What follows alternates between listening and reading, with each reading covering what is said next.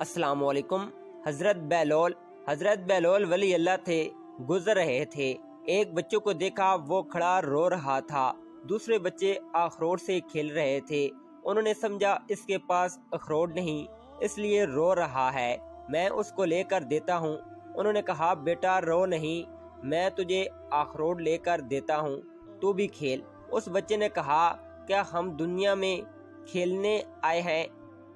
ان کو اس بات کی توقع نہیں تھی کہ یہ بچہ ایسا جواب دے گا، تو انہوں نے کہا اچھا پھر کیا کرنے آئے ہیں؟ بچے نے کہا اللہ تعالیٰ کی عبادت کرنے آئے ہیں۔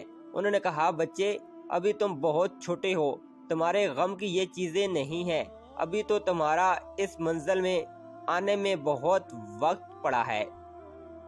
تو اس نے کہا ارے بیلول مجھے دھوکہ نہ دے، میں نے اپنی ماں کو دیکھا ہے، وہ صبح جب آگ جلاتی ہے تو پہلے چھوٹی لکڑیوں سے جلاتی ہے اور پھر بعد میں بڑی لکڑیاں رکھتی ہے، اس لیے مجھے ڈر ہے کہیں دوزخ میں مجھ سے نہ جلائی جائے اور میرے اوپر بڑوں کو نہ ڈال دیا جائے۔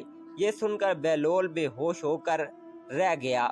پلیز ویڈیو اچھی لگی ہے تو لائک اور شیئر کریں، اور اگر آپ ہمارے چینل پر نئے ہیں تو پلیز چینل کو سبسکرائب کریں۔